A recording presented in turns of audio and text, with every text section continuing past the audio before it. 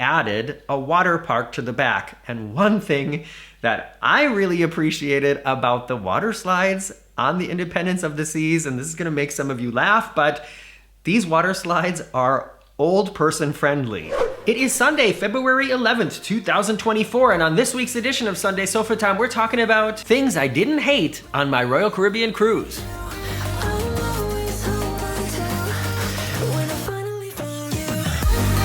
It is almost Valentine's Day, everybody. Don't forget to organize something sweet for your sweetheart. If you're up to date here on the very unofficial travel guides, you know that my most recent adventure was a cruise on the Royal Caribbean Independence of the Seas. Not my first cruise, not my first time on Royal Caribbean, but it was my sister's first experience on a cruise ship, and we sat down while we were on board to talk about the first 24 hours of it. Today, from here on the red sofa, I want to talk about and show you a handful of the highlights for me and for us. Some of these are gonna make you go, well, obviously that's a highlight, we know about that. And others might make you go, oh wow, yeah, that sounds pretty nice. So grab a coffee or a tea or a cocktail as far as I'm concerned, and let's go through this list of things I didn't hate on my Royal Caribbean cruise. One thing that was an absolute highlight for us on board were the shows, especially the show Grease. Of course, this is a Broadway musical that was made into a movie or several movies. It is also the reason that I ended up in Germany, because it was getting cast in the European production of Grease that brought me over here. I made a video about that on my second channel, which is youtube.com/gutenmorgen. You can go look for that if you want to. And the quality of the production of Grease, as well as the other shows on board with the onboard ensemble of singers and dancers, were really great. Just a week before we were on the Independence of the Seas, Marcus and I were on the Celebrity Equinox, and the cast in the shows on the Equinox were also extremely talented, but the shows themselves were kinda,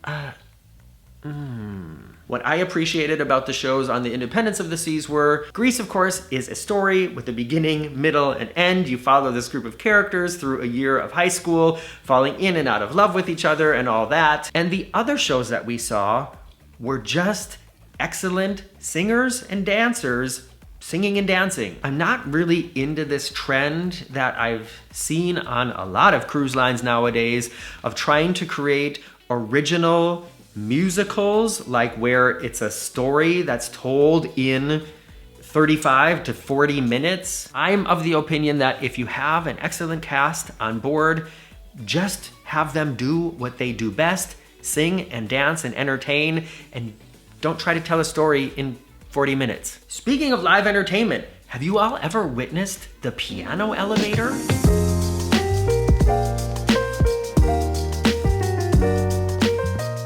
This is something that I saw for the first time on the Symphony of the Seas, but we saw it a few times now on the Independence of the Seas.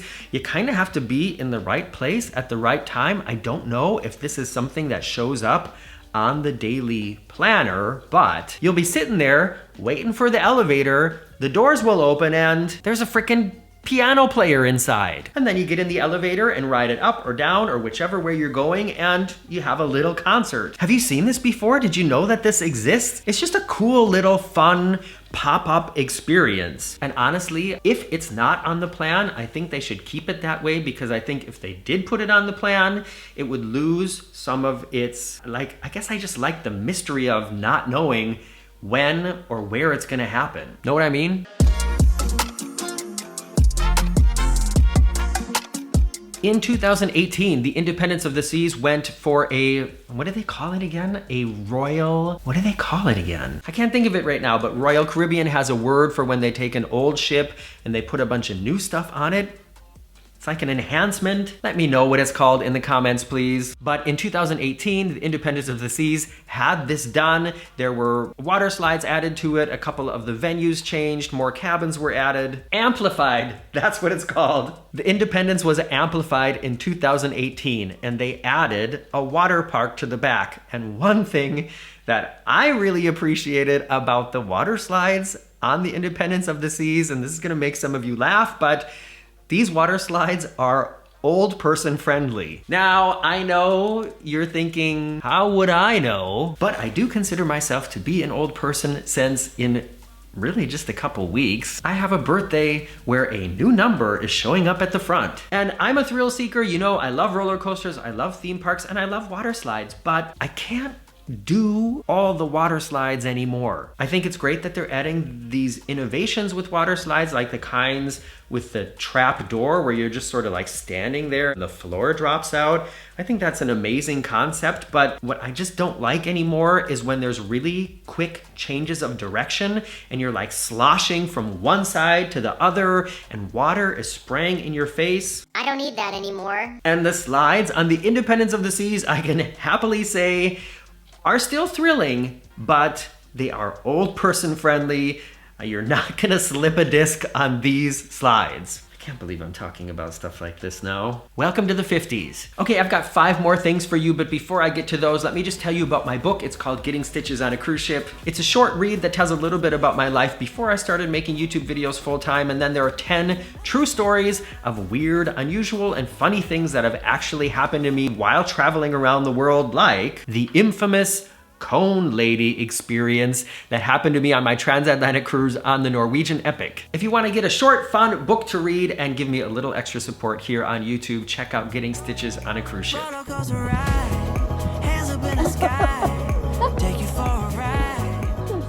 All right, the next 2 highlights were seen in like full HD in the last video I uploaded from Labadee. The first one being the Dragon's Tail coaster, which is one of these mountain coasters where it's like a mix of a roller coaster and a sled and an alpine slide. We had so much fun on this ride. Watch the video, see how much fun we had. See my irresponsible sister try to make me do the whole thing with no brakes. And as far as these mountain coaster style rides go, this one is a pretty good one.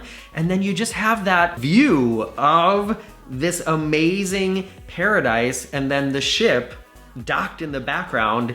It's just really, really cool. And the other huge experience that we did on Labadee was the Dragon's Breath zip line. I had done this in the past with Marcus, and I'm so glad that I did it again with my sister, even though it cost us, I think, $99 a piece. This is something that's not only a highlight of this cruise for me, but like a highlight of the year or the past few years.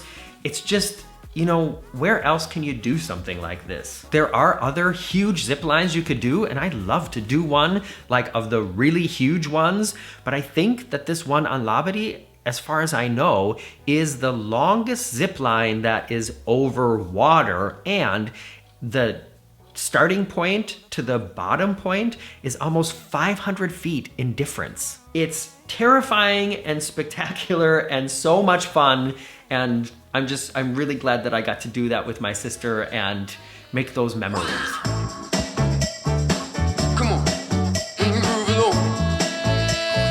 Another thing that was a highlight on this recent cruise was the service that we got in the Vintages wine bar. So on many Royal Caribbean ships, and I think every Royal Caribbean ship that has some form of the Royal Promenade, this long open space in the middle of the ship, there is a Vintages wine bar, and we kind of got a free wine tasting while sitting at the bar on the first night. This is not something that's ever happened to me before. It's not something I can guarantee will happen to you, but we sat there, we asked a couple questions about certain wines they had on the list, and then he just let us try like 4 or 5 wines, which was really cool. And if you're up to date here on the Very Unofficial Travel Guides, you'll know that we also had a couple bottles of wine in the cabin, which were the bottles of wine that I sort of smuggled on board the Celebrity Equinox before I remembered that I had the drink package on the Equinox anyways. What? I never said I was an expert at these things. And speaking of wine,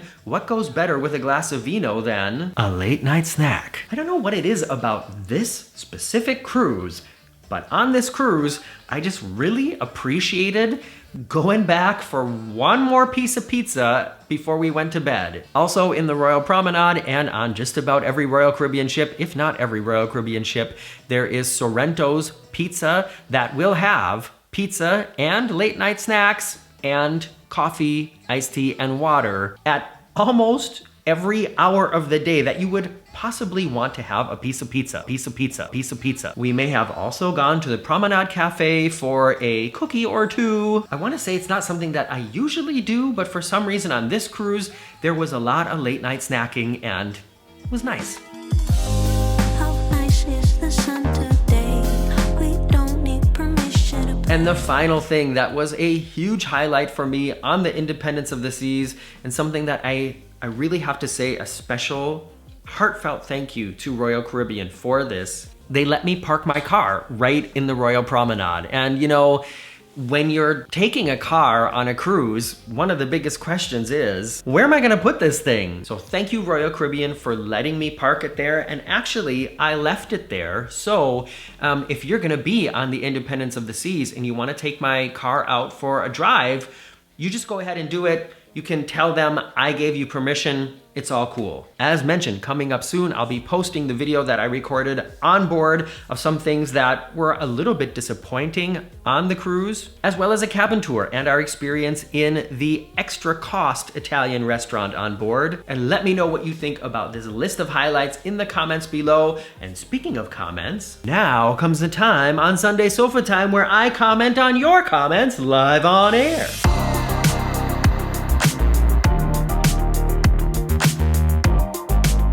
In last week's Sunday Sofa Time, I talked about the ridiculous prices that Royal Caribbean is charging for cruises on the Icon of the Seas right now. For instance, if I wanted to cruise on the Icon over my birthday in April as a solo cruiser, I would have to pay more than $12,000. Guess what? I won't be on the Icon of the Seas for my birthday. But some people had some interesting things to say about that, and these comments are on that video. The first one is from Wild1995. They write, I'd rather stay at that loud Miami Beach hotel with all that construction than board the Icon of the Seas. Yeah, you know, to each his or her or their own. While I was in Miami between these cruises, I posted a video of this experience we had checking into this hotel that was basically, except for one floor, the entire hotel was a construction zone. There was noise and dust and crap in the air. The fire alarms were going off like almost every day. The pool was closed, and none of this was mentioned on the website when I booked it. So I posted kind of a rant and expose video about that. And Wild1995 is saying that the Icon of the Seas looks so unattractive to them that they would rather stay in a hotel like that. Whew, preach. Next comment is from Graham28181. Graham writes, I love to cruise, but I haven't been able to find any cruise deals this year. Last week, I stayed at a Club Med resort which had no single supplement. I went with a couple of friends who booked their own room, and one good thing about Club Med is they include a basic insurance policy for travel and medical, and my friend unfortunately had to have appendectomy surgery. And the basic insurance policy covered it. That's amazing. I'd like to see videos of Morgan discussing different all-inclusive resorts. He doesn't need to personally visit the locations, rather, it could be a way to generate discussion on this channel. And you know what? I actually have an all-inclusive resort stay coming up in just about 4 weeks. I will, of course, be dishing all the details about where I'm going, why I'm going, where I'm going. Oh, I'm getting the hiccups. And what I will be doing while I'm there in the upcoming weeks here on the channel. So make sure you're subscribed and have the notification bell clicked so you'll get an update when that video goes online. And yeah, I look forward to exploring a couple other directions of travel on this channel, not just cruising, but don't worry, there will still be cruising. The final comment is from The Joker Speaks, and this talks about all these other things you can get that cost less than a cruise on the Icon of the Seas. For instance, an 11-night Oceana Mexican Riviera on April 20th, $2,900 for an ocean view, 16-night Seabourn Mediterranean cruise on April 26th, $4,100 for a suite, or a 14-night Virgin Southeast Asia on April 11th, $3,700 for a balcony. All of these options are going to be far more inclusive than RCL, meaning that there's going to be more things included for the price. I think on Oceana and Seabourn, even the drinks are included, I think, in that price, making them even cheaper in comparison. Imagine if I went on that cruise on Royal Caribbean on the Icon of the Seas and paid $12,000, that's not including excursions. That's not including drinks. That's just to get me on the ship. If I remember correctly, the price for a balcony cabin, if we were going to be 2 people, and it wasn't even an ocean view balcony cabin, it was a Central Park view balcony cabin, was going to be around $7,000 split between 2 cruisers. But yeah, that's just to get on the ship. No drinks, no internet, none of that. And these prices and lines that the Joker Speaks just mentioned are included, or there are so many more things included in that price that kind of makes you say, yeah, why would anybody be going on the Icon right now with those prices? Thanks for spending this part of your Sunday, or whatever day it is that you watch this, with me here on my red sofa. Been a long time since I've sat on the sofa. I'm Morgan from the very unofficial travel guides, and I hope to see you back here soon. Bye-bye.